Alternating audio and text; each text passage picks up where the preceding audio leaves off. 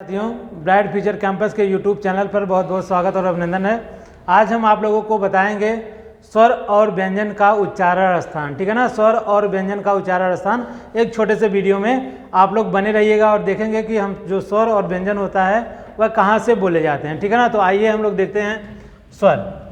ठीक है ना, हमें आपको पता है कि स्वर क्या होता है, तो आप लोग बताएंगे भैया जिसका स्वतंत्र अस्तित्व होता है, जो बिना किसी के सहायता से बोले जाते हैं स्वर कहलाते हैं। ठीक है ना, जो बिना अवरोध के बोले जाते हैं वो स्वर कहलाते हैं। वर्णमाला में स्वरों की संख्या होती है 11।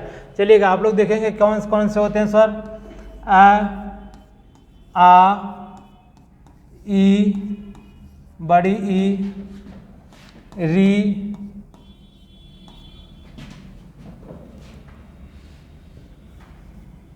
ऊ, बड़ा ऊ,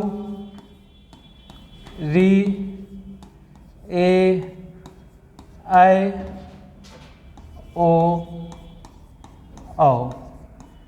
यहाँ से एक बात ख्याल करेंगे क्या कि जब हम मात्रिक फॉर्म में स्वर को देखते हैं तो इसकी संख्या 10 हो जाती है, वैसे स्वरों की संख्या 11 होती है, अ की कोई मात्रा नहीं होती है। ठीक है ना, अब हम लोग इसका उच्चारण स्थान देखेंगे। जो हमारा आ होता है वह बोला जाता है कंठ से। कहाँ से बोला जाता है भैया? कंठ से। ठीक है ना, ई जो होता है हमारा ई यह बोला जाता है तालु से, तालु या तालव्य से, तालु या तालव्य से। ऊ बोला जाता है हमारा ओष्ठ से। कहाँ से भैया? ओष्ठ से। री बोला जाता है हमारा मूर्धा से, मूर्धा से या बोलते हैं मूर्धन्य से। ठीक है ना, अब हमको पता है जो ए होता है, जो सबसे ज़्यादा एग्जाम में पूछा जाता है ए, इनका निर्माण होता है किससे के मिलने से? आ धन ई के मिलने से। किससे मिलने से होता है भैया? आ धन ई से। अ का उच्चारण स्थान हमको पता है क्या होता है? कंठ होता है। और ई का उच्चारण स्थान क्या होता है? तालु होता है। तो जब भी आप लोगों को एग्जाम में पूछेगा कि ए का उच्चारण स्थान क्या होगा, तो आप लोग क्या बताएंगे? कंठ तालु होता है। ठीक है ना, वैसे ए हमारा जो होता है इसका निर्माण होता है, अ जो होता है उसका निर्माण होता है अ धन ए के मिलने से। अ धन ए मिलके क्या बनाते हैं? अ बनाते हैं। हमको पता है अ का उच्चारण स्थान क्या होता है भैया? कंठ होता है। ठीक है ना, और ए का उच्चारण स्थान अभी हम लोग देखें क्या? कंठ तालु। तो इसको भी हम लोग क्या बोलते हैं? कंठ तालु या कंठ तालु। ठीक है ना, कंठ तालु या कंठ तालव्य। ठीक है ना, चलेंगे इसी प्रकार हम लोग देखेंगे क्या? ओ जो दिया गया है हमारा, हमको पता है इसका निर्माण होता है आ धन ऊ के मिलने से, आ धन छोटा ऊ के मिलने से। ठीक है ना, अब हमको पता है अ हमारा बोला जाता है कहाँ से भैया? आप लोग बताएंगे कंठ से। और ऊ बोला जाता है हमारा कहाँ से भैया? ओष्ठ से। तो एग्जाम में पूछेगा क्या भैया? अ और ऊ कहाँ से बोला जाएगा? तो आप लोग बताएंगे कहाँ से? कंठोष्ठ से। और इसी प्रकार हमारा जो औ होता है, औ को देखेंगे, इसका निर्माण होता है अ धन ओ के मिलने से। किससे होता है भैया? अ धन ओ मिलके क्या बना लेता है? औ बना लेता है। हमको पता है अ कहाँ से बोला जाता है? आप लोग बताएंगे कंठ से। और अ और ऊ के मिलके क्या बनाते हैं? इसको बोलते हैं हम लोग कंठोष्ठ। क्या बोलते हैं? कंठोष्ठ।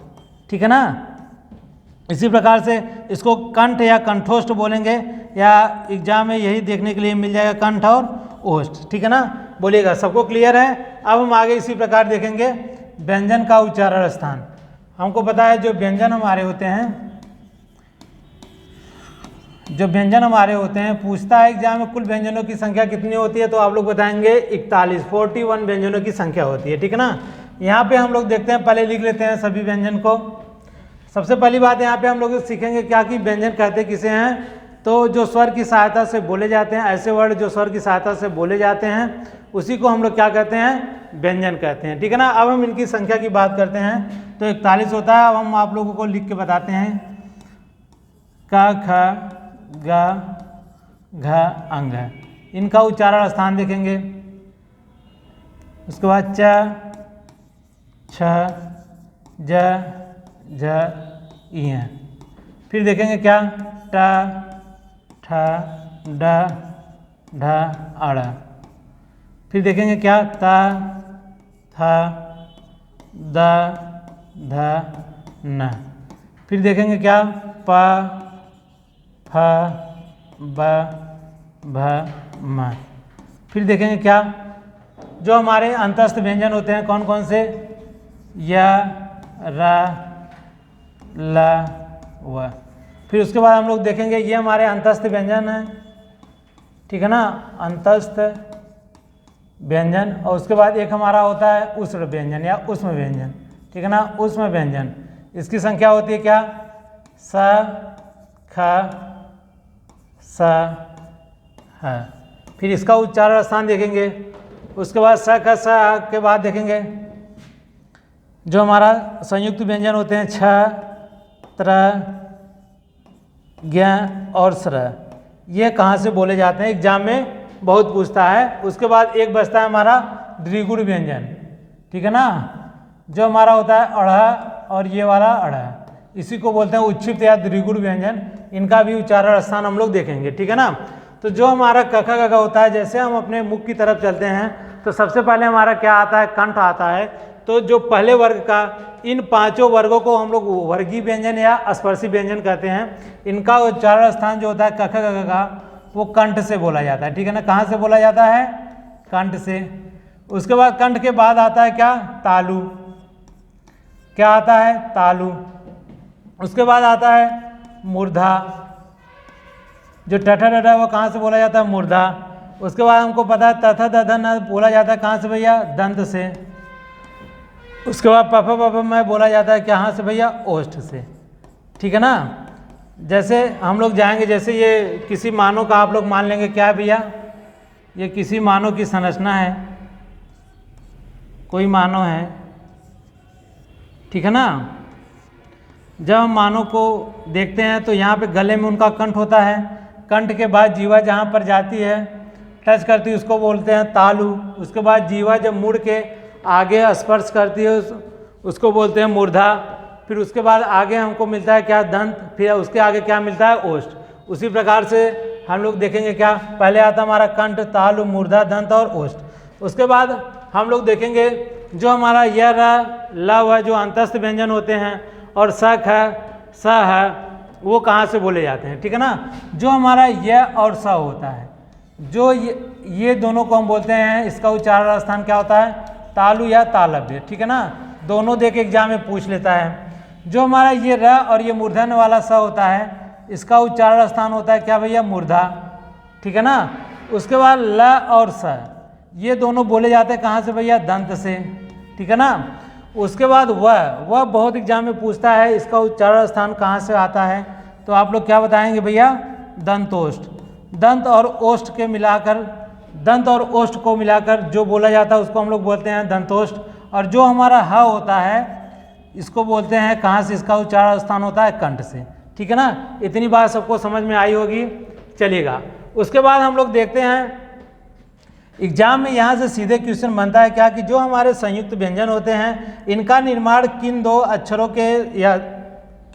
के मिलने से आपस में होता है। जैसे हमारा जो इच्छा होता है, ये मिलकर बनता है किससे किससे भैया, क धन स, या तो हम इसको लिख सकते हैं क्या, क धन स धन अ, ठीक है ना। इसी प्रकार हम इसको देखते हैं, जो हमारा त्र होता है, ये मिलकर बनता है आधा त धन र, इसके साथ हम आधा र और ये भी जोड़ सकते हैं, ठीक है ना। उसके बाद इसका उच्चारण स्थान क्या होता है, आप बताएंगे ज धन इ, ठीक है ना। इसी प्रकार इस वाले स्र का उच्चारण स्थान, मतलब ये किससे किससे मिलकर बनता है भैया, आप लोग बोलेंगे सर ये बड़े वाले स और धन किससे, र से, ठीक है ना। अब आप लोगों को बता देना है कि इसका उच्चारण स्थान कहाँ से होता है। हमको पता है क कहाँ से बोला जाता है भैया, आप लोग बताएंगे सर कंठ से बोला जाता है। उसके बाद ये वाला स कहाँ से बोला जाता है, तो आप लोग बताएंगे सर मूर्धा से बोला जाता है। जो हमारा छतरी होता है वह कहाँ से बोला जाता है, कंठ और मूर्धा से, ठीक है ना। इसी प्रकार से हम लोग देखेंगे त हमारा बोला जाता है, आप लोग कहेंगे सर ये दंत से बोला जाता है, ठीक है ना, ये हमारा दंत से बोला जाता है। उसके बाद जो हमारा र है वो कहाँ से बोला जाता है, तो आप लोग बताएंगे जो हमारा र होता है वो बोला जाता है कहाँ से, मूर्धा से, ठीक है ना। तो दंत और मूर्धा से बोला जाता है कौन सा भैया, दंत मूर्धा से या दंत मूर्धन्य से बोला जाता है त्र। इसी प्रकार हम लोग देखेंगे ज, च छ ज झ झ झ हमको पता है किस में आता है भैया, इसमें आता है। ये बोला जाता है कहाँ से, आप लोग बोलेंगे सर तालु से, प्लस किससे भैया, ये कहाँ से बोला जाता है, तो आप लोग बोलेंगे तालु से। तालु धन तालु, या बोला जाता है ये तालव्य व्यंजन होता है, ठीक है ना। इसी प्रकार हम लोग देखते हैं इसको स्र को, बड़ा वाला सा हमको पता है किससे बोला जाता है, तो आप लोग बता देंगे ये तालु से बोला जाता है, बड़ा वाला सा तालव्य से, और हमको पता है मूर्धा से, तालव्य प्लस मूर्धा से बोला जाता है।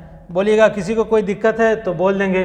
बाकी ये जो हमारा उच्छिप्त या द्विगुण व्यंजन है, ये दोनों के दोनों हमारे बोले जाते हैं किससे भैया, मूर्धा से, ठीक है ना। चलिए बस देखेंगे आज के लिए ये वीडियो इतना ही। आप लोगों को वीडियो कैसा लगा कमेंट बॉक्स में कमेंट कर देंगे।